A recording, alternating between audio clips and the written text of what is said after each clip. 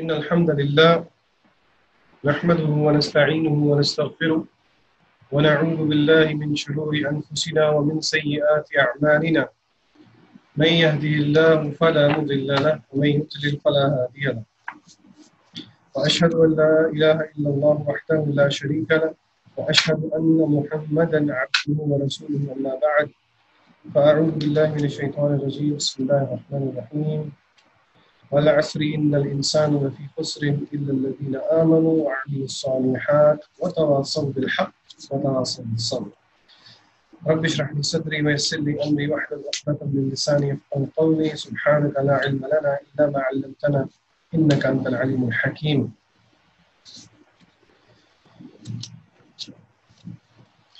چلیں جی ہم شروع کرتے ہیں جی. آپ سب کو ایک بار پھر السلام علیکم ورحمۃ اللہ وبرکاتہ. امید ہے دعا ہے کہ آپ خیریت سے ہوں گے. آج آپ کی قرآن ٹرانسلیشن کی کلاس نہیں ہے. اس کا مطلب ہے کہ میں آپ کے ساتھ آج کافی وقت گزاروں گا انشاءاللہ آپ کی اجازت کے ساتھ.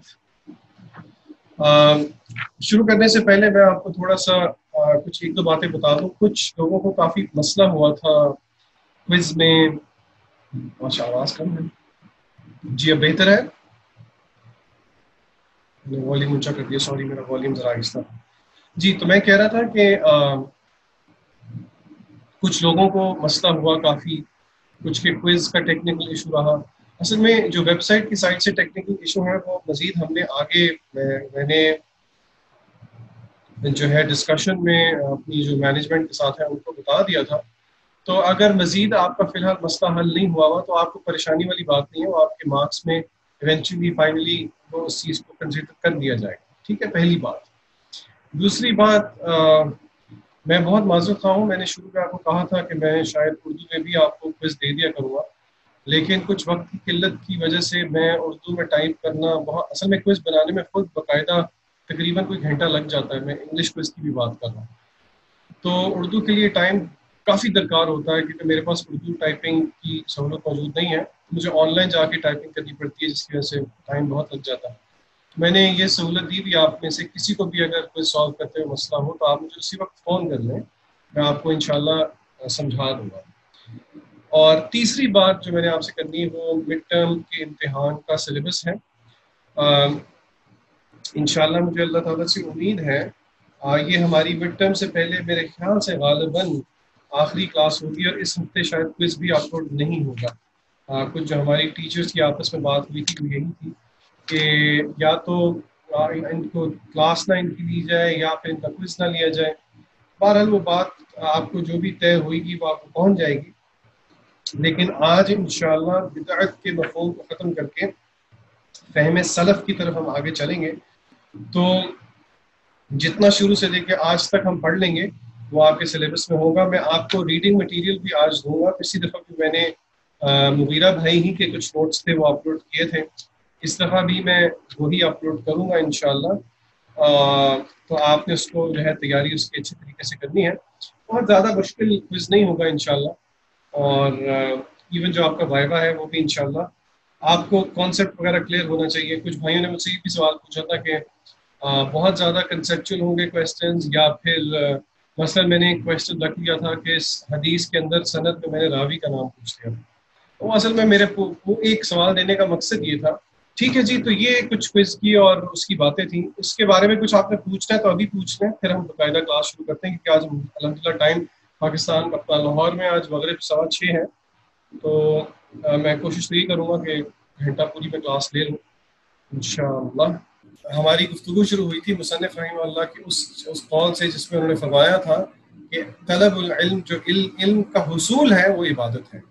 پھر اس کے ضمن میں ہم نے دیکھا کہ عبادت کی کچھ شرائط ہیں. 2 شرائط تھیں. ایک شرائط تھی اخلاص.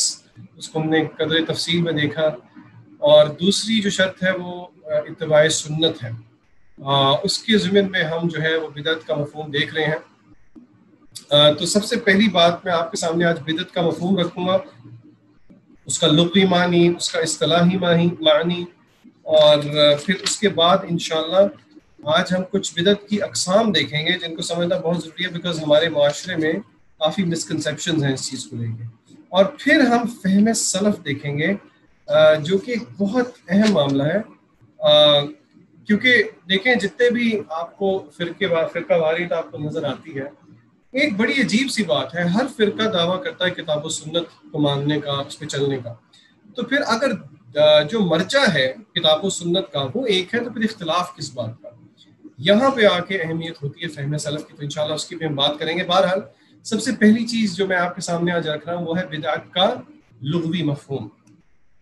بدعت کا لغوی مفہوم، اور بدعت کا جو لغوی مفہوم ہے اس کے ضمن میں قرآن مجید کی ایک آیت ہے سورہ احقاف کی، اللہ فرماتے ہیں قُلْ مَا كُنْتُ بِدْعًا مِّنَ الرُّسُلِ وَمَا أَدْرِي مَا يُفْعَلُ بِي وَلَا بِكُمْ۔ اے نبی صلی اللہ علیہ وسلم آپ کہہ دیجئے میں کوئی بالکل نیا پیغمبر نہیں ہوں۔ یہاں پہ ترجمہ انوکھا کیا ہوا ہے، لیکن یہ جو بدعہ کا لفظ، بدعن کا یہاں پہ لفظ استعمال ہوا ہے وہ لغوی اعتبار سے، جس کا مطلب کوئی نئی چیز کو کہا جاتا ہے۔ قُلْ مَا كُنْتُ بِدْعًا مِّنَ الرُّسُلِ، یعنی کہ نبی کریم صلی اللہ علیہ وسلم کہہ رہے ہیں کہ میں کوئی نیا پیغمبر تو نہیں ہوں، پہلے بھی تو پیغمبر آتے رہے ہیں، اور کما قال اللہ جل وعلا۔ ٹھیک ہے، تو یہ اس کا لغوی معنی ہے۔ بدعت لفظ عربی زبان میں بدعہ سے بنا ہے، بدعہ سے بنا ہے، جس کے معنی ہے کہ کوئی ایسی چیز پیش کرنا جو اس سے قبل کبھی نہ پیش کی گئی، نئی چیز کو کہا جاتا ہے بیسیکلی، اگر آپ خالصتاً ڈکشنری میننگ دیکھیں۔ اس کا اصطلاحی مفہوم علماء نے، یہ امام شاطبی رحمہ اللہ نے بدعت کی تعریف کی ہے، اور اس تعریف میں انہوں نے 3 بہت اہم باتیں کی ہیں۔ تو اس تعریف کو میں پہلے آپ کے سامنے پڑھ دیتا ہوں، یہ والی تعریف ہے، اور پھر اس پہ جو 3 اہم نقطے انہوں نے لکھے ہیں ان کو ہم سمجھنے کی کوشش کریں گے۔ دیکھیے آپ یہ بات ذہن میں رکھیں، یہ آپ کو نا آج کا درس تھوڑا ٹیکنیکل لگے گا کہ جی یہ اتنی اس کی ٹائپس ہیں اور یہ کیا ہے، لیکن یہ ٹیکنیکلٹی میں جانے کا مقصد آپ کی کلیئرٹی ہے، کیونکہ آپ معاشرے کے اندر جب دعوت دیتے ہیں تو خاص طور پہ آپ باطل فرقوں کو جب دعوت دیتے ہیں تو وہ اس طرح کے شبہات پیدا کرتے ہیں کہ آپ کا ذہن جو ہے وہ بھی شبہ میں پڑ جاتا ہے۔ تو اپنے آپ کو ان شبہات سے بچانے کے لیے یہ تھوڑی باریکی سمجھنا ضروری ہے۔ انشاءاللہ آپ اس کو سمجھ لیں گے تو آپ کو خود انشراح صدر ہو جائے گا، اور جو کہ آپ کے لیے سب سے زیادہ ضروری ہے۔ امام شاطبی رحمہ اللہ بدعت کی تعریف کرتے ہوئے فرماتے ہیں، اور میں آپ کے سامنے اس کا اردو ترجمہ پڑھ رہا ہوں، وہ ایسا طریقہ ہے جو کہ دین کے اندر ایجاد کیا گیا ہو۔ دیکھیں میں پہلی بات کو سرکل مار رہا ہوں، یہ ہے پہلی چیز، کس کے اندر ایجاد کیا گیا ہو؟ دین کے اندر۔ شرط کیا ہے؟ دین کے اندر، اور کسی چیز کو شرعی چیز قرار دینے سے مشابہت رکھتی ہو، یعنی کہ شریعت کے ساتھ وہ چیز کیا رکھتی ہو؟ مشابہت رکھتی ہو۔ یہ ہے جی آپ کا دوسری اہم بات جو کہ انہوں نے بدعت کی تعریف میں کی ہے۔ اس طریقے پر چلنے سے مقصود اللہ کی عبادت میں مبالغہ اور غلو ہو، یعنی کہ آپ عبادت بہت زیادہ اور غلو کے ساتھ کرنے کی نیت کر رہے ہیں اس میں، تو یہ تیسری چیز ہے جو امام شاطبی نے بدعت کے معنی میں اس کی تعریف میں ہمارے سامنے رکھی۔ ٹھیک ہے، میں ایک بار پھر پڑھ دیتا ہوں۔ وہ ایسا طریقہ ہے، یعنی کہ بدعت کی تعریف ہو رہی ہے، جو دین کے اندر ایجاد کیا گیا ہو، کسی چیز کو شرعی چیز قرار دینے سے مشابہت رکھتی ہو، اور اس طریقے پر چلنے سے مقصود اللہ کی عبادت میں مبالغہ اور غلو ہو۔ اب ان تینوں چیزوں کو باری باری ہم جو ہے سمجھنے کی کوشش کرتے ہیں کہ ان سے مراد کیا ہے۔ دیکھیے یہ بات آپ نے ذہن نشین کرنی ہے کہ جو پہلی بات ہے کہ دین کے اندر ایجاد کرنے کی بات ہو۔ مثلاً اکثر لوگ جو ہے وہ ایک سوال، بڑا ایک عجیب سے سوال کھڑا کر دیتے ہیں، لا علمی شاید ان کے اس میں ہوتی ہے، ذہن میں ہوتی ہے۔ وہ کہتے ہیں کہ جی نبی کریم صلی اللہ علیہ وسلم کے دور میں، نبی کریم صلی اللہ علیہ وسلم کے دور میں تو مائک نہیں ہوا کرتے تھے، تو پھر کیا مائک میں اذان دینا بھی بدعت ہے؟ کیا خیال ہے؟ تو یہ آپ نے یہاں پہ جو فرق کرنا ہے وہ 2 چیزوں کا کرنا ہے، ایک ہے ایک ہے دین کے عبادات، اور ایک ہے معاملات۔ عبادات کا جو معاملہ ہے وہ توقیفی ہے، اچھا اب اور جو معاملات کا سلسلہ ہے وہ توقیفی نہیں ہے۔ یہ میں نے ایک آپ کو فقہ کا اصول بتایا ہے، عبادات توقیفی ہیں، معاملات توقیفی نہیں ہے۔ توقیف کا جو لفظ ہے توقف سے وہ بیسیکلی نکلا ہے وقف کرنے سے، ٹھیک ہے؟ وقف کرنے کا کیا مطلب ہوتا ہے؟ رک جانا۔ دیکھیے اگر آپ اور کسی چیز کو نہیں لکھ رہے تو میں جو یہ چیز دہرا رہا ہوں اس کو آپ لکھ لیجئے۔ ہر عبادت حرام ہے इल्ला ये कि वो साबित हो। मैं दोहरा देता हूँ, हर इबादत हराम है इल्ला ये कि वो किताब व सुन्नत से फहम सलफ के मुताबिक साबित हो। क्या मतलब? हमने वक्फ कर देना है इबादत पे, हमने रुक जाना है उस चीज पे जो कि किताब व सुन्नत में आई है। यानी कि बाय डिफॉल्ट हर इबादत करना हराम है इल्ला ये कि वो किताब व सुन्नत से साबित हो। ठीक है, और इसके पीछे कुरान मजीद की काफ़ी आयात हैं। मसलन ये जो फतवा है, ये जो मैं आपको बात बता रहा हूँ, ये बेसिकली फ़ुक़हा ने और मुहद्दिसीन ने, शेखुल इस्लाम इब्न तैमिया का एक बहुत कौल है। इसको मैं पढ़ के नहीं आपको सुना रहा, मैं समराइज करके बेसिकली आपको इसका मफहूम बता रहा हूँ कि इबादत के अंदर हर इबादत को करना हराम है इल्ला ये कि वो साबित हो। इसीलिए मैंने आपको बताया इबादत में जो असल है वो इबादत तौक़ीफ़ी हैं। तौक़ीफ़ी से मुराद है उन पे हम वक्फ कर देते हैं, यानी कि हम रुक जाते हैं उस चीज़ पे जो कि किताब व सुन्नत से साबित है, उसके अलावा हम इसको नहीं करते। मुआमलात का सिलसिला इससे उलट है। ठीक है, मामलात का सिलसिला इससे उलट है। हर चीज़ हलाल है इल्ला ये कि अल्लाह ने उसको क्या किया गया हो, हराम किया गया हो। मैं दोबारा दोहरा देता हूँ, इसी उसूल का दूसरा पहलू ये है, मुआमलात में हर चीज़ हलाल है इल्ला ये कि अल्लाह ने उसको हराम किया गया हो। कुलू वशरबू, अल्लाह ने खाने पीने को हलाल किया है, लेकिन जो चीज़ हुर्मत वाली है वो अल्लाह ने बता दी है, ये हराम है, ये हराम है और ये हराम है। फिर इसी तरह अल्लाह ने कहा है वअहल्लल्लाहुल बै' व हर्रम रिबा, अल्लाह ने बिजनेस को हलाल किया है, लेकिन जो जो चीज़ें उसमें हराम हैं अल्लाह ने वो बता दी। अल्लाह ने सूद को हराम किया मसलन। तो ये देखिए कुरान मजीद की आयत है, अल्लाह फरमाते हैं कुल अराइतुम मा अंज़लल्लाहु लकुम मिन रिज़्क़िन फजअलतुम मिन्हु हरामन व हलाला वलिहाज़ा दम्मल्लाहुल मुशरिकीन। अल्लाह ताला फरमाते हैं, मैं आपके सामने इसका मफहूम रखता हूँ, क्या इन लोगों ने ऐसे शरीक मुकर्रर कर रखे हैं, यानी कि देखिए अल्लाह शिर्क की बात कर रहे हैं, जिन्होंने ऐसे अहकाम दीन में मुकर्रर कर दिए हैं जो अल्लाह के फरमाए हुए नहीं है। क्या मतलब? इस आयत को जरा समझने की कोशिश करें, देखें एक बार दोबारा पढ़ते हैं। अल्लाह फरमा रहे हैं क्या इन लोगों ने ऐसे अल्लाह के शरीक मुकर्रर कर दिए हैं जिन्होंने ऐसे अहकाम दीन में मुकर्रर कर दिए जो अल्लाह के फरमाए हुए नहीं है। क्या बात पता लगी कि इबादत के मामलात वही हैं जो कि रब्बुल इज़्ज़त ने और नबी करीम सल्लल्लाहु अलैहि वसल्लम ने किए, उनकी सुन्नत है अला मनहजुस सलफ। ठीक है, ये मैं अला मनहजुस सलफ की शर्त क्यों लगा रहा हूँ, इंशाल्लाह आपको आगे क्लियर हो जाएगा। तो मैं उसूल दोहरा देता हूँ। नंबर एक, इबादत में असल तौक़ीफ़ है, वक्फ है, यानी कि हर इबादत हराम है इल्ला ये कि वो किताब व सुन्नत से मनहज सलफ के मुताबिक साबित हो, और मुआमलात में हर चीज़ हलाल है इल्ला ये कि उसको हराम किया गया। देखिए इसी आयत के आगे अल्लाह फरमाते हैं मा लम यअदन बिहिल्लाह व हर्रमू मा लम युहर्रिम, यानी कि उन्होंने अपने ऊपर वो चीज़ हराम कर ली जो कि अल्लाह ने हराम नहीं की। ठीक है, तो ये ज़हन में रखिए कि, और मैं आपके सामने ये मकाला पढ़ देता हूँ, इसको देख लीजिए ज़रा, ये अहम है। इब्न तैमिया फरमाते हैं इबादत में असल तवक्कुफ है, मुझे थोड़ी गलती लग रही है कि इसको उर्दू में प्रोनाउंस कैसे करना है, बहरहाल जो तौक़ीफ़ी का लफ्ज़ है अरबी में इस्तेमाल होता है। बस कोई चीज़ जायज़ नहीं जब तक कि अल्लाह ताला उसको मुकर्रर ना फरमा दे, वरना हम इस आयत के मिस्दाक में दाखिल हो जाएंगे कि इसका मफहूम है कि क्या इन लोगों ने अल्लाह के शरीक मुकर्रर कर रखे हैं जिन्होंने ऐसे अहकाम दिए, ऐसे अहकाम दीन मुकर्रर कर दिए, अहकाम दीन मुकर्रर कर दिए जो अल्लाह के फरमाए हुए नहीं है। रही बात आदात की, तो असल में यही है कि इसमें इजाज़त है, यानी कि मामलात में बाय डिफ़ॉल्ट हलाल है, इजाज़त है, सिवाय इसके कि जिसको अल्लाह ताला ने हराम करार दिया गया, वरना हम इस आयत के मिस्ताक में दाखिल हो जाएंगे जिसका मफहूम है, आप कह दीजिए कि तो बताओ कि अल्लाह ने तुम्हारे लिए जो कुछ रिस्क भेजा था, फिर तुमने उसका कुछ हिस्सा हराम और कुछ हिस्सा हलाल करार दे दिया।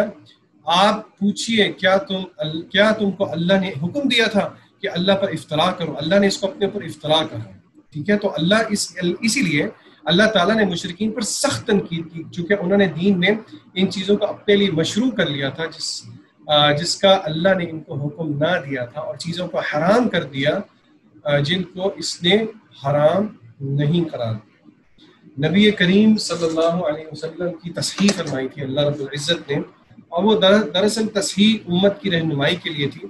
نبی کریم صلی اللہ علیہ وسلم سے بھی بشری تقاضے کے تحت ایک ایسی بات ہو گئی جو کہ نہیں ہونی چاہیے تھی، اور پھر اللہ نے امت کی رہنمائی فرمائی ان کے تھرو. نبی کریم صلی اللہ علیہ وسلم نے، آپ کو پتہ ہے کہ سیرت میں قصہ آتا ہے کہ آپ اپنی ایک زوجہ محترمہ کے گھر گئے اور وہاں پہ آپ نے شہد تناول فرمایا، اور پھر آپ ایک اور زوجہ محترمہ کے گھر گئے اور جو بھی معاملہ ہوا تو نبی کریم صلی اللہ علیہ وسلم نے کہا کہ آج کے بعد میں شہد نہیں کھاؤں گا. اللہ فرماتے ہیں یا ایھا النبی لما تحرم ما احل اللہ، کیوں اے نبی کریم صلی اللہ علیہ وسلم آپ اپنے اوپر لما تحرم ما احل اللہ، کیوں آپ حرام کرتے ہیں اپنے اوپر جس کو اللہ نے آپ کے لیے حلال کیا. ٹھیک ہے. تو بہرحال ہمیں یہاں سے ایک اہم بات پتہ لگ گئی. بدعت کی تعریف کے ضمن میں ہم نے یہ بات سمجھ لی کہ اصل چیز جو ہے عبادت میں وہ توقیف ہے، ٹھیک ہے، وقف ہے. ٹھیک ہے. اچھا جی، اگلی بات جو کہ ہم نے سمجھنی ہے اس تعریف کے ضمن میں وہ یہ ہے کہ اسی طرح فرمایا کہ یہ شریعت سے یہ دیکھیے کہاں گیا یہ والا دوسرا پارٹ، اسی طرح فرمایا کہ یہ شریعت سے مشابہ نہ ہو. مشابہ ہوتا ہے یعنی کہ شرعی طریقے سے مشابہ ہوتا ہے. مثلا ابن کئی اور کوئی بندہ جو ہے اس کو دین سمجھ کے کر رہا ہے، یعنی کہ وہ دین کے مشابہ ہے. ابن قیم نے ایک بہت اہم بات کی ہے جس کی وجہ سے ہم اس کو اتنی تفصیل میں پڑھ بھی رہے ہیں. ابن قیم کہتے ہیں کہ بدعت ابلیس کو کبیرہ گناہ سے زیادہ محبوب ہے. دیکھیے یہ بہت اہم بات ہے، بدعت ابلیس کو کبیرہ گناہ سے زیادہ محبوب ہے. اللہ معاف کرے کوئی ڈاکو ہو، کوئی زانی ہو، بہرحال اس کو گناہ کرتے ہوئے یہ ادراک اور احساس ہوتا ہے کہ یہ کام ٹھیک نہیں ہے. لیکن ایک بدعت کا ارتکاب کرنے والا شخص اس کو وہ تو اس دھوکے اور غلط فہمی میں ہوتا ہے کہ میں نیکی کا کام کر رہا ہوں، حالانکہ وہ نیکی کا کام نہیں کر رہا. اسی لیے یہ دیکھیے میں آپ کے سامنے پڑھتا ہوں. ابن قیم فرماتے ہیں اپنی ایک کتاب میں بدعت ابلیس کو کبیرہ گناہ سے زیادہ محبوب ہے، اور بعض اسلاف کا کہنا ہے کہ اس کی وجہ یہ ہے چونکہ گناہ سے توبہ کر لی جاتی ہے جبکہ بدعت سے توبہ نہیں کی جاتی. کیوں نہیں توبہ کی جاتی؟ کیونکہ اس بیچارے کو پتہ ہی نہیں کہ یہ معاملہ. تیسری چیز جو سمجھنے کے لیے ضروری ہے، یہ دیکھیں انہوں نے کیا کہا ہے کہ بدعات سے کا ارتکاب کرنے والے لوگ جو ہیں اس میں مقصود اللہ تعالیٰ کی عبادت میں مبالغہ آرائی ہوتی ہے. اور دیکھیے یہ بات ذہن میں رکھیے کہ نبی کریم صلی اللہ علیہ وسلم سے زیادہ عابد اس دنیا میں پیدا نہیں ہوا، اور نبی کریم صلی اللہ علیہ وسلم اسوہ حسنہ ہے ہمارے لیے. اور اگر کوئی شخص مبالغہ کرنے کی کوشش کرتا ہے تو وہ گویا کہ اس آیت کا مصداق بننے کی کوشش کرتا ہے. سورہ حجرات میں اللہ فرماتے ہیں پہلی آیت میں یا ایھا الذین آمنوا، اے وہ لوگ جو کہ ایمان لاتے ہو، ایمان لانے کا دعویٰ کرتے ہو، لا تقدموا بین یدی اللہ ورسولہ، کہ اے ایمان والو اللہ کے رسول سے آگے نہ بڑھو، اللہ سے ڈرتے رہا کرو، یقیناً اللہ تعالیٰ سننے والا اور جاننے والا. تقدیم کا کیا مطلب ہے یہاں پہ؟ یعنی کہ آپ عبادات آپ سمجھ رہے ہیں کہ آپ زیادہ اللہ کے نبی صلی اللہ علیہ وسلم سے عبادات میں گزر جائیں گے. آپ کو یاد ہوگا پچھلی کلاس میں ہم نے وہ حدیث پڑھی جس طرح کچھ 3 صحابی تھے، صحابہ تھے، ان کو غلط فہمی پیدا ہو گئی اور انہوں نے دریافت کیا نبی کریم صلی اللہ علیہ وسلم کا معاملہ، تو پھر کیسے نبی کریم صلی اللہ علیہ وسلم نے ان کی تصحیح فرمائی. ٹھیک ہے، چلے جی یہ تو ہو گیا جی مفہوم. اچھا جی اب ہم چلتے ہیں آگے، اور اگلی بات ہے لغوی اور اصطلاحی معنی میں فرق. اصل میں یہ ساری بحث کرنے کا مقصد یہ ہے، ایک روایت ہے بلکہ سیدنا عمر بن خطاب کا قول ہے جس کی وجہ سے ایک غلط فہمی پیدا ہوئی، جس کی وجہ سے یہ تقسیم آپ کو سمجھانا مقصد ہے. اچھا اب میں آپ کے سامنے بورڈ پہ ذرا کچھ لکھ کے آپ کو سمجھاؤں گا، اس کو آپ لکھ لیں گے تو انشاءاللہ آپ کو اس طرح سمجھ میں آ جائے گی. میرے ساتھ آپ لکھ لیجئے. ہم جب بات کر رہے ہیں دیکھیے آپ اس بات کو سمجھنے کی کوشش کریں، جب کچھ الفاظ ایسے ہوتے ہیں کہ جب الفاظ اصطلاحات بن جائیں جب الفاظ استحالات بن جائیں تو پھر ان کے دو معنی کیے جاتے ہیں. ٹھیک ہے, یہ جو آپ دیکھتے ہیں نا کہ لغوی معنی شرعی معنی, یہ ان الفاظ کے لیے جو کہ باقاعدہ دین میں اصطلاحات بن جاتی ہیں. تو ذہن میں رکھیے کہ ان کے دو معنی ہوتے ہیں, ایک ہوتا ہے لغوی معنی, ٹھیک ہے جی, اور ایک ہوتا ہے اصطلاحی معنی یا شرعی معنی اس کو کہا جاتا ہے. اصطلاحی معنی ہم اپنی زبان میں کہتے ہیں اصطلاحی معنی, اصطلاحی مفہوم. اب آپ نے بات کیا سمجھنی ہے, اور دیکھیں ہم یہاں پہ ہم کس لفظ کی بات کر رہے ہیں, یہاں پہ ہم بدعت کی بات کر رہے ہیں. اور ابھی ہم نے پیچھے دیکھ لیا ہے کہ بدعت کا لغوی معنی ایک نئی چیز ہے, لیکن بہرحال علماء نے اس کی جو شرعی تعریف کی ہے اس میں امام شاطبی کی تعریف ہم لے کے آئے ہیں, اور اس میں 3 باتیں انہوں نے کہی ہیں. نمبر 1, دین میں نئی ایجاد ہو. نمبر 2, شریعت سے مشابہت رکھتی ہے. اور نمبر 3, اللہ کی عبادت میں مبالغہ آرائی والا معنی. اب آپ نے اس بات کو سمجھنا ہے کہ اگر کسی چیز کا لغوی معنی ہو اور اصطلاحی معنی ہو تو یہ دونوں معنی الگ الگ کیے جائیں گے. لغوی معنی کو ہم اصطلاحی معنی پہ قیاس نہیں کر سکتے, یہ کرنا غلط ہے. اور بالکل اسی طرح اگر اصطلاحی معنی میں بدعت استعمال ہو رہا ہے تو اس کا لغوی معنی کرنا بھی غلط ہے, اس کا لغوی معنی کرنا غلط ہے. ٹھیک ہے, یہ بھی نہیں آپ کر سکتے. یعنی کہ لغوی اعتبار سے اگر کوئی چیز استعمال ہو رہی ہے, مثلا میں آپ کو قرآن مجید سے ایگزامپل دیتا ہوں. یہاں پہ حفاظ اگر موجود ہیں تو 29واں جز اینڈ ہوتا ہے, والمرسلات عرفا والی صورت ہے, اس کی آخری آیت ہے جی فَبِأَيِّ حَدِيثٍ بَعْدَهُ يُؤْمِنُونَ. یہاں پہ حدیث کس سے مراد ہے؟ اب دیکھیں یہ حدیث کا ورڈ یہاں پہ بھی آیا ہوا ہے. پھر حدیث یعنی کہ میں آپ کو سمجھانے کی کوشش کر رہا ہوں, قرآن مجید میں یہ الفاظ مختلف معنی میں ہیں. آپ نے یہ بات سمجھنی ہے جب لغوی معنی ہے تو اس کا اصطلاحی معنی نہیں لینا, اور جب اصطلاحی معنی ہے تو اس کا لغوی معنی نہیں لینا. اچھا, اب یہ جو میں نے آپ کو ساری بات سمجھائی ہے اس کو ہم ذرا ایک اور زاویے سے سمجھنے کی کوشش کرتے ہیں, اور وہ یہ ہے, ایک اصول یاد رکھ لیجئے. یہ جو میں نے آپ کو ساری بات بتائی ہے نا, یہ دیکھیں یہاں پہ لکھی ہوئی ہے. مثلا اگر میں آپ سے پوچھوں کہ اگر میں آپ کو مثال دے دیتا ہوں, مثلا حدیث کا لفظ ہے, اگر آپ حدیث کے لفظ کو لے لیں تو اس کا جو لغوی معنی ہے وہ کوئی بھی نئی بات ہے. ٹھیک ہے, کوئی بھی نہیں. جبکہ شریعت میں اس کی تعریف علماء نے اس طرح کی ہے. دیکھیں ہر وہ چیز جس کی اضافت اللہ کے رسول صلی اللہ علیہ وسلم کی طرف ہو, چاہے وہ قول ہو, فعل ہو, تقریر ہو, پیدائشی صفت ہو, اخلاقی صفت ہو, یا پھر سیرت کا کوئی پہلو ہو, وہ سیرت کا واقعہ چاہے آپ صلی اللہ علیہ وسلم کی بعثت سے قبل ہو یا بعد ہو. دیکھیے اتنی قیود لگ گئی ہیں شرعی اعتبار سے. اگر میں کہہ رہا ہوں کہ ایک چیز سنت ہے تو اس میں یہ سارا کچھ داخل ہے, اور اگر میں صرف لغوی اعتبار سے دیکھوں تو اس میں لغوی اعتبار میں صرف کیا معنی ہے, نئی بات کا.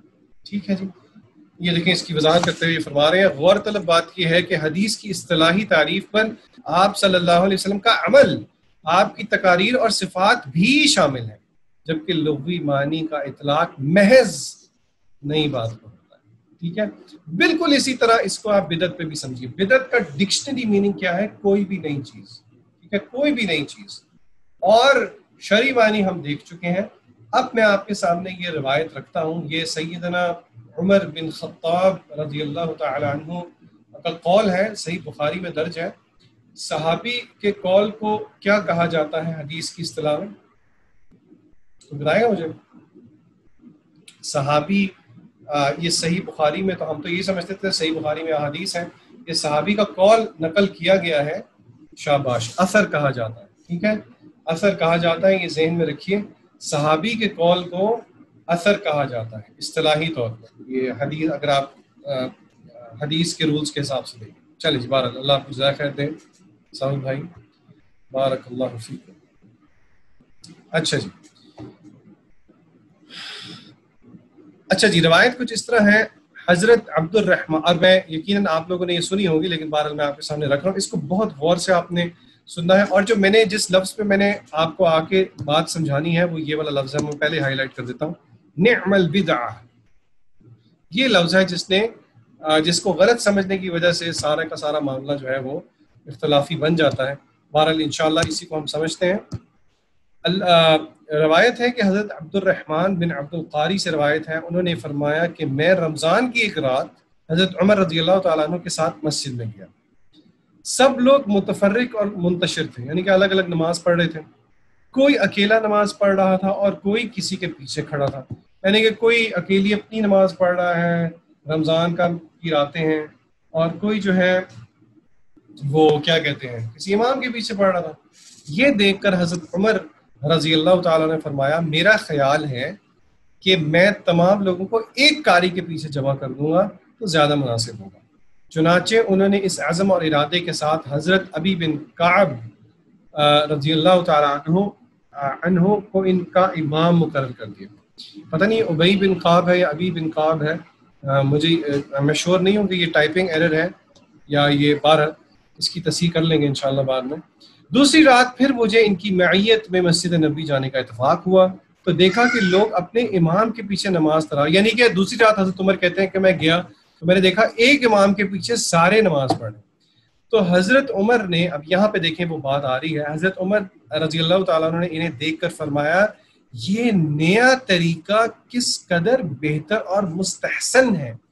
دیکھیے عربی کا آپ دیکھیے جو یہاں پہ میں نے ہائی لائٹ کیا ہے، نعم البدعۃ هذه والتي ينامون عنها. ٹھیک ہے، انہوں نے حضرت عمر نے نعم البدع، دیکھیے یہاں پہ جو لفظ استعمال ہوا ہے وہ کیا ہے؟ بدع. اب کس قدر بہتر اور مستحسن ہے، اور رات کا وہ حصہ جس میں یہ سو جاتے ہیں اس حصے سے بہتر ہے جس میں یہ نماز پڑھتے ہیں. آپ کی مراد رات کے آخری حصے کی فضیلت تھی کیونکہ لوگ یہ نماز رات کے شروع میں ہی پڑھ لیتے. اب دیکھیں یہ لفظ ہے جس نے جو ہے مسئلہ پیدا کیا. اب یہاں پہ بات سمجھنے والی یہ ہے، یہاں پہ آپ نے یہ بات سمجھنی ہے کہ یا اور کچھ لوگوں نے اسی، دیکھیے اصولی بات یہ ہے، علماء یہ کہتے ہیں اور پھر وہ ثابت کرتے ہیں، یہاں پہ نعم البدع کا جو لفظ ہے وہ لغوی اعتبار سے استعمال ہوا ہے، اصطلاحی طور پہ استعمال نہیں ہوا. اب ہم نے سمجھنا ہے بالکل تعصب کو سائڈ پہ رکھ کے کہ کیوں یہاں پہ یہ لفظ لغوی اعتبار سے استعمال ہوا ہے اور اصطلاحی طور پہ استعمال نہیں ہوا. ٹھیک ہے، دیکھیے سب سے پہلی بات جو سمجھنے والی یہ ہے، پہلی وجہ نمبر ایک، نبی کریم صلی اللہ علیہ وسلم، اگر ہم یہ مان لیں کہ یہ اصطلاحی طور پہ استعمال ہوا ہے تو یہاں سے کچھ لوگوں نے کہا کہ اصطلاحی طور پہ بھی بدعت دو قسم کی ہوتی ہے، ایک ہوتی ہے گندی بدعت اور ایک ہوتی ہے اچھی بدعت. اور حضرت عمر نے دیکھیں اچھی بدعت کا کہا ہے تو اس لیے اچھی بدعت ٹھیک ہے اور بری بدعت نہیں کرنی چاہیے.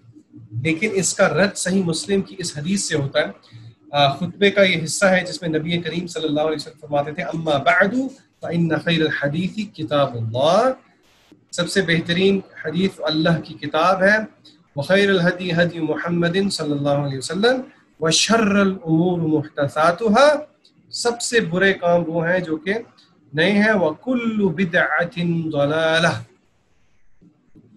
اتنی عربی تو آپ کو آتی ہوگی، کیا خیال ہے یہاں پہ کلو کا مطلب کیا ہے، کوئی بتائے گا مجھے؟ تمام، شاباش. تو نبی کریم صلی اللہ علیہ وسلم کیا فرما رہے ہیں کہ ہر قسم کی بدعت گمراہی ہے، ہر قسم کی بدعت گمراہی ہے. تو یہاں سے یہ بات جو ہے یہ بالکل کلیئر ہو جاتی ہے کہ اگر for the sake of argument ہم یہ مان بھی لیں کہ بدعت یہاں پہ اصطلاحی طور پہ استعمال ہوا ہے اور ایک اچھی بدعت ہے اور ایک بری بدعت ہے، تو پھر اس کا رد ہو رہا ہے اس چیز سے. اس لیے یہ بات کہنا درست نہیں ہے کہ یہاں پہ حضرت عمر رضی اللہ تعالیٰ عنہ نے بدعت کا لفظ اصطلاحی طور پہ استعمال کیا. دوسری دلیل کیا ہے؟ وہ یہ ہے کہ یہ بدعت ہو ہی نہیں سکتی اگر ہم for the sake of argument یہ مان لیں کہ جی یہ ایک بدعت ہے. دیکھیں یہ بدعت ہے ہی نہیں بلکہ یہ اللہ کے رسول کی سنت ہے، آپ صلی اللہ علیہ وسلم نے اس سے منع نہیں فرمایا. اگر یہ بدعت ہوتی تو نبی کریم صلی اللہ علیہ وسلم کیسے اس سے منع نہ فرماتے، کیونکہ آپ خود ابھی پیچھے حدیث پڑھا ہے، آپ صلی اللہ علیہ وسلم نے فرمایا کل بدعت ضلالہ. ٹھیک ہے، اب آپ دیکھیے یہ سیدنا عمر نے فرمایا کہ حضرت عائشہ فرماتی ہیں ان رسول اللہ صلی اللہ علیہ وسلم صلی فی المسجد ذات اللیلۃ فصلى بثلاثة ناس ثم صلى من، یعنی کہ میں آپ کے سامنے مفہوم رکھ رہا ہوں. حضرت عائشہ رضی اللہ تعالیٰ عنہ سے روایت ہے کہ رسول اللہ صلی اللہ علیہ وسلم نے ایک رات مسجد میں نماز پڑھی. یہ رمضان المبارک کی بات ہو رہی ہے. تو کچھ اور لوگوں نے بھی آپ صلی اللہ علیہ وسلم کے ساتھ نماز پڑھی. پھر آپ نے اگلی رات نماز پڑھی تو لوگوں کی تعداد میں اضافہ ہو گیا. پھر تیسری یا چوتھی رات لوگ جمع ہوئے تو رسول اللہ صلی اللہ علیہ وسلم نکل کر ان کے پاس تشریف نہ لائے، یعنی کہ آپ صلی اللہ علیہ وسلم باہر ہی نہیں آئے. جب صبح ہوئی تو آپ صلی اللہ علیہ وسلم فرمایا جو تم نے کیا میں نے دیکھا، مجھے تمہارے پاس آنے سے اس کے سوا کسی چیز نے نہیں روکا تھا کہ مجھے ڈر ہوا کہ کہیں یہ نماز یعنی کہ قیام اللیل تم پر فرض نہ ہو جائے. اگر یہ بدعت ہوتی تو نبی کریم صلی اللہ علیہ وسلم اس کو کیوں کرتے. اور یہاں سے ہمیں یہ بھی پتہ لگتا ہے کہ نبی کریم صلی اللہ علیہ وسلم ہمارے لیے باعث رحمت ہیں. آپ نے دین میں آسانی ہمیشہ بشرو، آپ یا آپ کی حدیث کے لوگوں کے لیے آسانیاں پیدا کرو، مشکلیں پیدا مت کرو. نبی کریم صلی اللہ علیہ وسلم نے آسانی والا معاملہ کیا. ٹھیک ہے جی. اچھا جی آگے چلتے ہیں جی. تیسری وجہ کہ یہ غلط ہے، دیکھیے اللہ کے رسول صلی اللہ علیہ وسلم نے، یاد رکھیں کہ یہ جو آپ دیکھ رہے ہیں نا، میں نے خلفائے راشدین یہ علی منہج السلف کی شرط لگائی. آپ اس بات کو بھی ذہن میں رکھیے کہ کیوں اصطلاحی اور یہ جو ہم نے بات کی ہے کہ اس حدیث میں نعم البدع کا غلط معنی لینا، غلط مفہوم لینا غلط کیوں ہے. تو اس کی تیسری وجہ یہ بھی یاد رکھیں، حدیث بنتی ہے اللہ کے نبی صلی اللہ علیہ وسلم کی نصیحت ہے صحابہ کرام کو اور پوری امت کو، فعلیکم بالسنتی، کہ تم پر میری سنت و سنت الخلفاء الراشدین المہدیین، میری سنت اور خلفاء راشدین کی سنت کو اختیار کرنا ضروری ہے. علیکم بالسنت، ٹھیک ہے. اور دیکھیے کہ آپ صلی اللہ علیہ وسلم نے کیا فرمایا، اسے داڑھوں سے پکڑ کر رکھنا، یعنی کہ اس پر مضبوطی سے قائم رہنا، اور نئے نئے کاموں کو فَإِنَّ كُلَّ بِدْعَةٍ ضَلَالَةٍ، اور نئے نئے کاموں سے پرہیز کرنا، کیونکہ ہر بدعت کیا ہے، گمراہی ہے.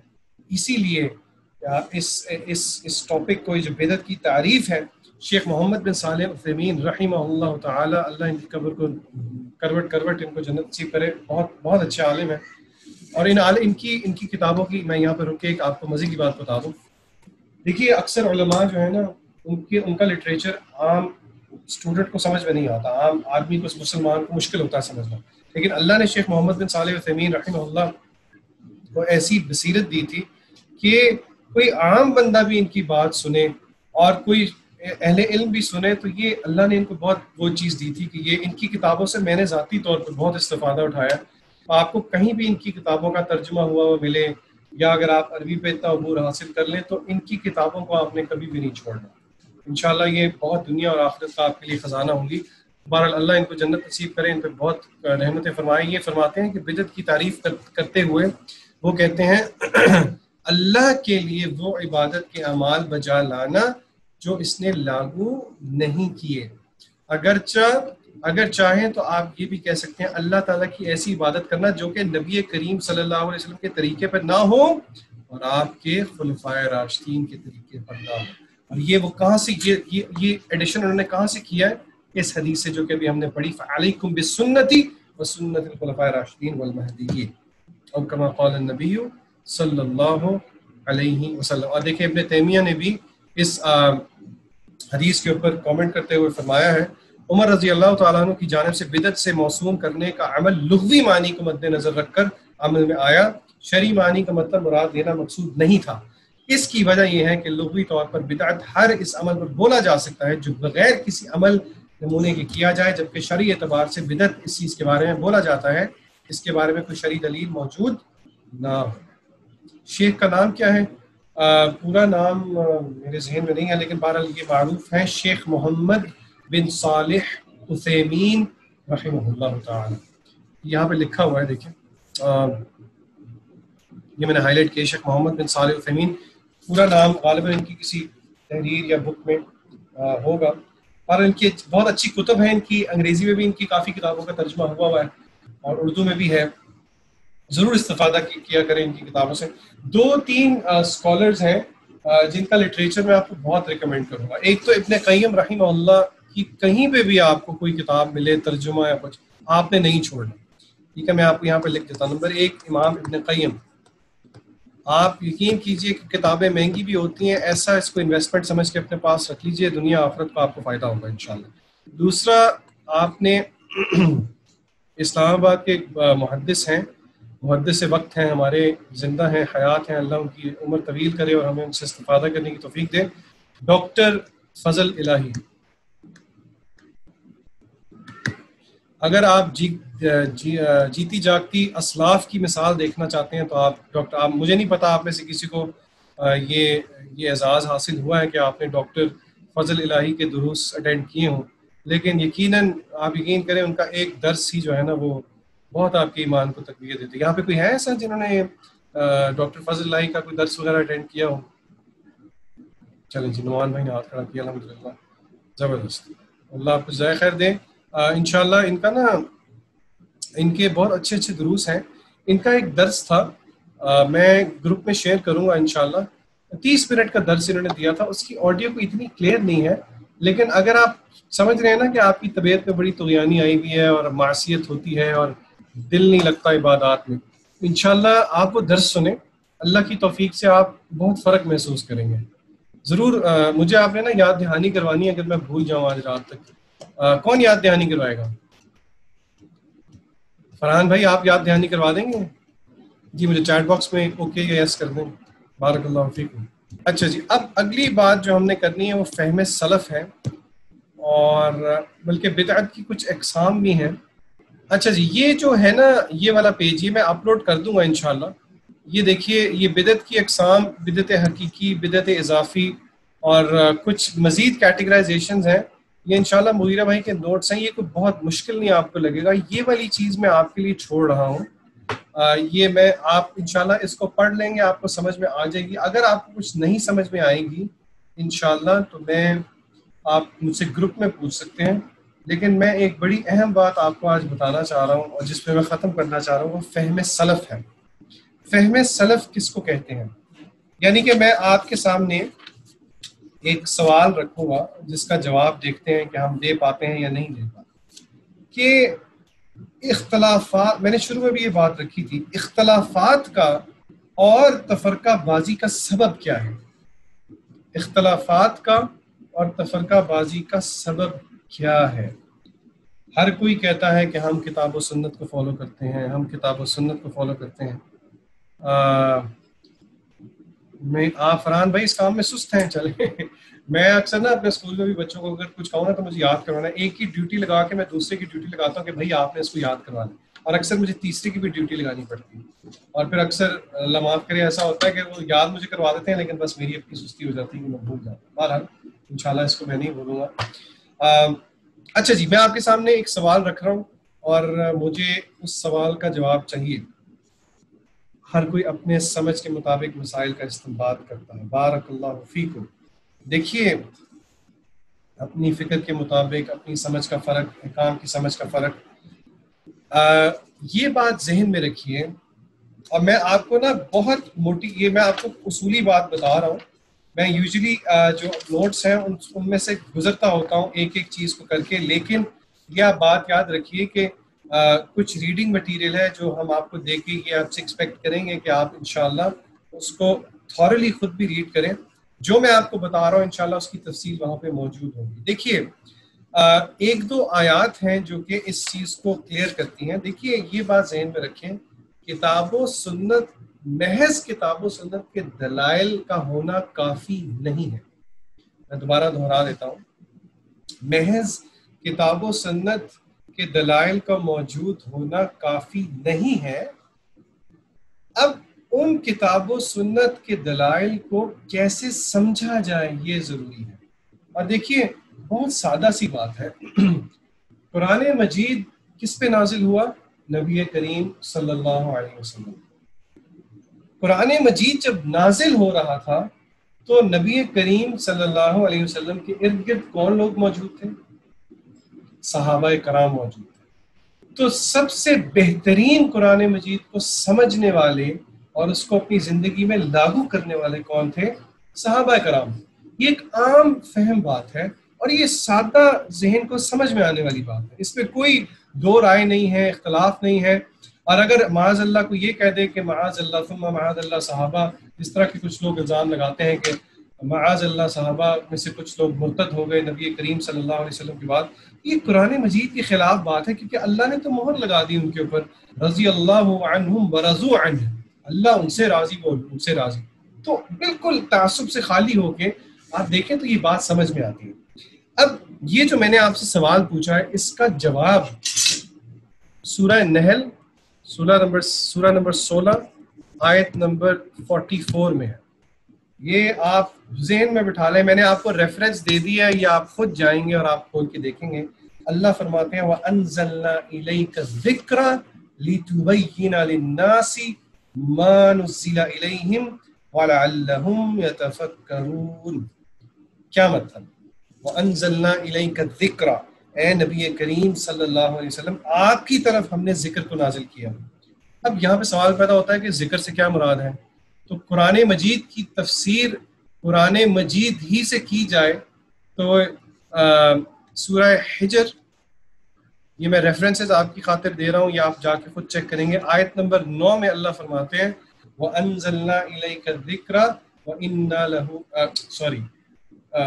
إِنَّا نَحْنُ نَزَّلْنَا وَإِنَّا لَهُ لَحَافِظُونَ۔ سبحان اللہ، میرے ذہن سے آیت نکل رہی ہے، بارت سورہ حجر کی آیت ہے جس کا آخری پورشن یہ ہے کہ یہی قرآن مجید، یہ ذکر ہم نے نازل کیا ہے اور ہم اس کی کیا کرتے ہیں، حفاظت کرتے ہیں۔ ٹھیک ہے، تو پتہ لگا اس آیت میں اللہ تعالیٰ نے نبی کریم صلی اللہ علیہ وسلم کے بعثت کے مقاصد میں سے ایک بہت اہم مقصد بتایا، اور وہ کیا ہے کہ آپ کی ڈیوٹی کیا ہے، وَأَنزَلْنَا إِلَيْكَ الذِّكْرَ، آپ کی طرف ذکر کو نازل کیا جا رہا ہے، اور ذکر سے مراد قرآن مجید کیا نازل ہوا ہے، آپ صلی اللہ علیہ وسلم کی طرف ذکر نازل ہوا ہے۔ اور کیوں نازل ہوا ہے؟ لِتُبَيِّنَ لِلنَّاسِ مَا نُزِّلَ إِلَيْهِمْ، تاکہ آپ کھول کھول کے واضح کر کے بیان کر دیں جو آپ کی طرف نازل کیا گیا۔ تو پتہ لگا کہ قرآن مجید کی تشریح کرنا، اس کی تفسیر کرنا، یہ نبی کریم صلی اللہ علیہ وسلم کے فرض منصبی میں سے ایک بہت اہم فرض تھا۔ ٹھیک ہے، تو یہاں سے ہمیں یہ بات پتہ لگ گئی کہ قرآن مجید کو ہم نے کس چیز کی روشنی میں سمجھنا ہے، قرآن مجید حدیث نبوی صلی اللہ علیہ وسلم کی روشنی میں ہی سمجھنا ہے۔ اس کی دلیل کیا ہے؟ اس کی دلیل یہ ہے، پہلی بات۔ دوسری بات یہ ہے کہ کیا صحابہ کرام کی بھی بات ماننی چاہیے اور سننی چاہیے؟ کیا خیال ہے؟ اور بابائے ہوئے یہ صرف ایک آیت میں نے آپ کو بتائی ہے، بہت سی آیات ہیں، اطیعوا اللہ واطیعوا الرسول، اطیعوا اللہ واطیعوا الرسول، یا ایھا الذین آمنوا اطیعوا اللہ واطیعوا الرسول ولا تبطلوا اعمالکم، اے ایمان کا دعویٰ کرنے والوں، اللہ کی اطاعت کرو، اللہ کے رسول کی اطاعت کرو، اپنے اعمال کو ضائع نہ کرو۔ پھر سورہ حشر میں آتا ہے وما آتاکم الرسول فخذوہ وما نہاکم عنہ فانتہوا، کہ جو نبی کریم صلی اللہ علیہ وسلم تمہیں دے دیں اس کو پکڑ لو، جس سے منع کر دیں اس کو چھوڑ دو، اور بیشتر آیات ہیں جو کہ مفہوم بتاتی ہیں۔ لیکن بہرحال جو سب سے اہم آیت ہے جو سب سے اہم آیت ہے وہ یہی ہے کہ سورہ نحل کی جو 44 آیا ہے، اس میں اللہ فرماتے ہیں وَأَنزَلْنَا إِلَيْكَ الذِّكْرَ لِتُبَيِّنَ لِلنَّاسِ مَا نُزِّلَ إِلَيْهِمْ۔ ٹھیک ہے جی، اچھا جی، اللہ کے نبی صلی اللہ علیہ وسلم کی ایک حدیث ابھی ہم پڑھ کے آئے ہیں جس میں آپ نے فرمایا علیکم بسنتی، تم پر میری سنت بھی لازم ہے، وسنت الخلفاء الراشدین، اور خلفاء راشدین کی بھی۔ تو پتہ لگا کہ نبی کریم صلی اللہ علیہ وسلم نے دائرہ وسیع کر دیا سنت کے علاوہ، کس کی سنت؟ خلفاء راشدین کی سنت۔ عمومی طور پہ اس کو ہم عمومی طور پہ صحابہ بھی کہہ سکتے ہیں۔ کیوں کہہ سکتے ہیں وہ بھی ایک اور حدیث سے واضح ہو جائے گا۔ اور صحابہ کے ایک اور حدیث میں آتا ہے جو کہ آپ سنتے رہتے ہیں، بلکہ اس کو میں نیچے کر کے تھوڑا نیٹ ڈرا کرتا ہوں۔ سب سے پہلا دائرہ، پھر دوسرا دائرہ، اور پھر تیسرا دائرہ۔ 3 دائرے ہیں جی جو کہ شریعت نے ہمارے لیے طے فرمائے ہیں۔ ٹھیک ہے جی، اس کو ہم 1 لیبل کر دیتے ہیں، اس کو ہم 2 لیبل کر دیتے ہیں، اور اس کو ہم 3 لیبل کر دیتے ہیں۔ نمبر 1 کیا ہے؟ نبی کریم صلی اللہ علیہ وسلم کی سنت مبارک۔ ٹھیک ہے۔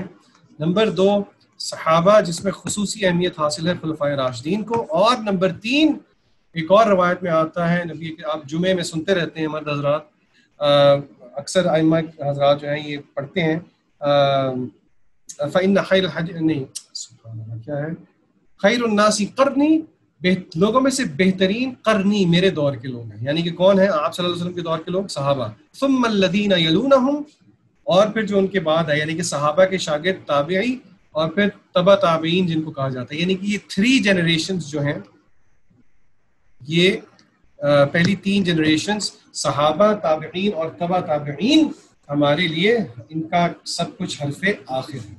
اور آخری بات اس کو کر کے میں اپنی بات کو ختم کروں گا، بہت مشہور حدیث ہے آپ سب لوگوں نے سنی ہوئی ہے کہ نبی کریم صلی اللہ علیہ وسلم نے کہا کہ جو ہے یہودی جو ہیں بنی اسرائیل 72 فرقوں میں بٹ گئے، 72 میں بنی اسرائیل بٹے، اور نصارہ غالباً روایت میں آتا ہے کہ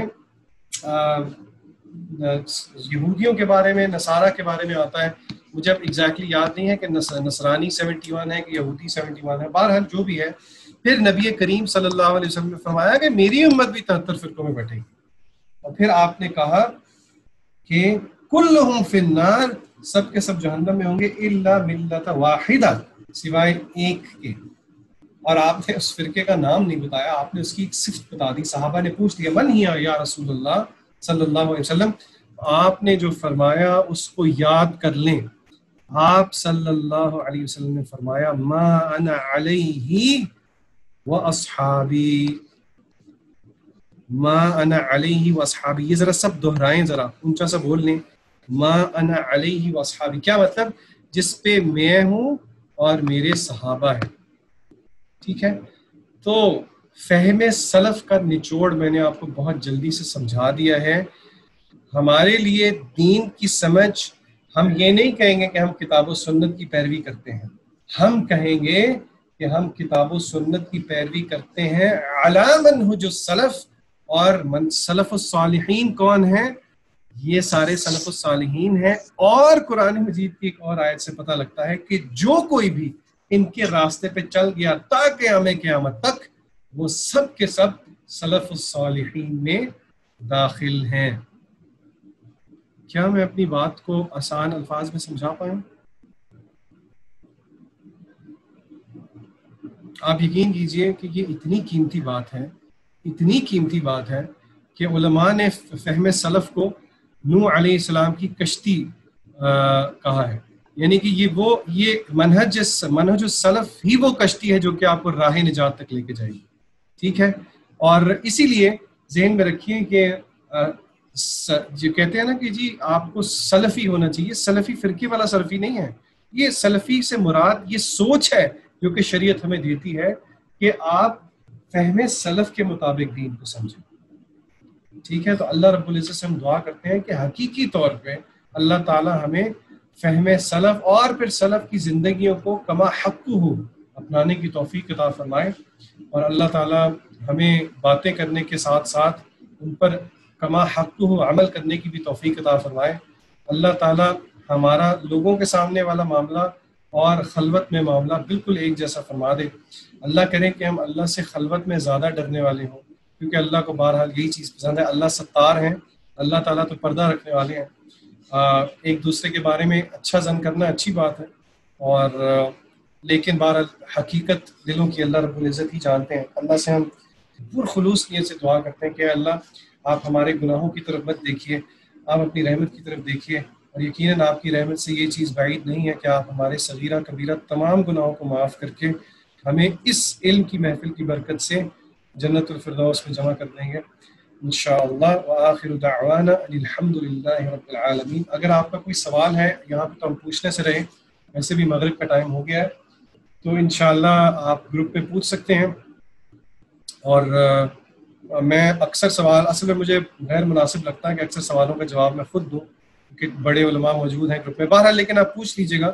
میں اگر کوئی ایسا سوال ہوا جس کو میں جواب نہ دے پایا تو پھر شیخین شیخ انس یا پھر شیخ عبدالقوی لقمان جو ہیں وہ، اور میں آپ کو یہ بات بھی بتا دوں، یہ آپ لوگوں کی خوش فہمی ہے کہ آپ لوگوں کو اللہ نے موقع دیا ہے حافظ انس صاحب سے پڑھنے کا اور حافظ عبدالقوی لقمان۔ میں آپ کو تھوڑا سا 1 منٹ رہ گیا، اگر آپ اجازت دے دیں تو ان دونوں کے بارے میں کوئی پرسنل ایکسپیرینسز مجھے ہیں اچھے، کیا آپ سننا پسند کریں گے یا پھر کلاس ختم کر دیں؟ 1 منٹ دیں گے آپ مجھے سب؟ شیخ انس جو ہیں میں الحمدللہ بہت زیادہ علماء سے تو نہیں ملا، لیکن یہ بہت، آپ یقین کریں کہ میں ان سے عمر میں بھی چھوٹا ہوں، اور علم میں تو قریب قریب بھی بالکل کیا علم کمپیریزن تو ہے ہی کوئی نہیں، لیکن مجھے آپ یقین کریں کہ یہ ذیشان صاحب، ذیشان بھائی کر کے بلاتے ہیں، اور جب بھی یہ کہتے ہیں نا میں شرم سے پانی پانی ہو جاتا ہوں. اور آپ یقین کریں کہ ماشاءاللہ جتنا گہرا تعلق ان کا قرآن مجید کے ساتھ ہے، آج کے دور میں میں نے بہت کم لوگوں کا دیکھا ہے. انہوں نے اپنے آپ کو جس طرح وقف کیا ہوا ہے، ماشاءاللہ یہ مدینہ سے فاضل ہیں، اور بہت جو ہے نا بہت اللہ والے ہیں، اور یقین کیجئے کہ اللہ سے ڈرنے والے ہیں. میں یعنی کہ دلوں کا حال اللہ جانتا ہے، لیکن ان کو کیونکہ ہم پرسنلی جانتے ہیں، کیونکہ مغیرہ سے میری دوستی بھی ہے، مغیرہ کے اماموں ہیں، تو ان کے ساتھ باقاعدہ نجی محفلوں میں ہم نے باہر جا کے کھانا شانا اکٹھا کھایا، اور اسی طرح گفتگو عام محفل میں جس طرح دوستوں کے ساتھ بیٹھتے ہیں. تو ماشاءاللہ بہت ان کا جو ہے اچھا معاملہ. اور بالکل عبد القوی لقمان صاحب جو ہیں مغیرہ کے جو والد صاحب ہیں، ان سے بھی اس طرح بے تکلفی میں ملاقاتیں ہوئیں، گھر پہ باقاعدہ کچھ اکٹھے کھانے وغیرہ ہم نے کھائے. عبد القوی لقمان صاحب کو اللہ تعالیٰ نے یہ ایک چیز دی ہے کہ عام طور پہ علماء کے جو دروس ہیں نا وہ بہت علمی ہوتے ہیں، لیکن یہ ہمارے گھر کے پاس ایک مسجد ہے، اس میں اعتکاف میں بیٹھے تھے، تو ان کے حلقات علمی بھی ہوتے تھے اور تذکیری بھی ہوتے تھے. یعنی کہ ایسا یہ چناؤ، میں یقیناً آپ نے اس چیز کو محسوس کیا ہوگا، اور یہ اگلے کے اخلاص کی بہت بڑی دلالت ہے کہ وہ خود بھی علم پہ عمل کرنے والے ہیں. بہرحال اللہ سے ہم دعا کرتے ہیں کہ اللہ تعالیٰ ہمیں ان مشائخ کی قدر کرنے کی توفیق عطا فرمائے، اور جو ہم پڑھ رہے ہیں اللہ تعالیٰ اس کو ہمارے لیے خلوص کر دے تاکہ ہماری آخرت میں نجات ہو جائے. اصل مقصد یہی ہے. جزاکم اللہ خیرا. ربنا آتنا فی الدنیا حسنہ وفی الآخرۃ حسنہ وقنا عذاب النار. جزاکم اللہ خیرا. السلام علیکم.